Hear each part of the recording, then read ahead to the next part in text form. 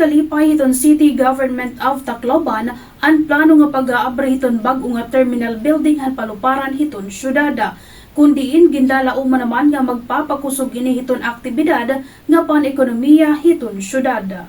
Sumalakan Tacloban City Mayor Alfred Romualdez, bisan man kung diri ini mag-aabrigasyahan nga quarter hiton tuig sugar iton syahan nga report, nagpapabilin nga positibo ang ginalauman nga paglulunsar hiniya na nga tuig.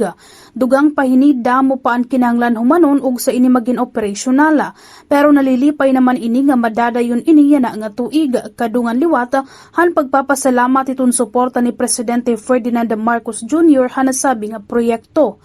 Hapag bisitahan presidente ha probinsya hadto na kalabay nga tuig 2025, ginpahayag kini ang panuyo hiton gobyerno nga igduso ang Tacloban Airport como sa nga international gateway ug sa mahuman ang tuig 2026. Ginalauman naman iton lokal nga gobyerno nga mag-aabri ini hinmas damo nga oportunidad ha pamumuhunan nga turismo ha oras ka magtikang na iton international flights. Sugad man ginkumpirma iton usa nga opisyal iton Regional Development Council nga nagkamay-ada hinguti ay nga pagkadilatar iton proyekto mahitungod iton pera nga issue. Kalakip na iton kakulangan iton tabuhan ngan materyales.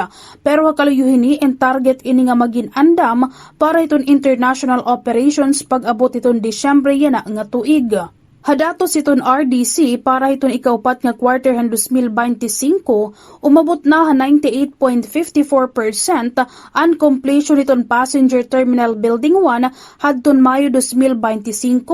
Pero nakapaghipatik ini 3.86% nga negative slippage kundi ginpahamtangan hin liquidated damages ang kontraktor ngan posible nga igpailarom ha termination ang kontrata mahitungod han pagkadilatara. Ginsigurado naman iton Civil Aviation Authority of the Philippines nga babantayan iton pagsunod iton kontraktor ha catch-up plan agud mapadagmit ang implementasyon hiton proyekto. Samtang nakumpleto na iton Department of Public Works and Highways ang 100% iton airport facility component hini.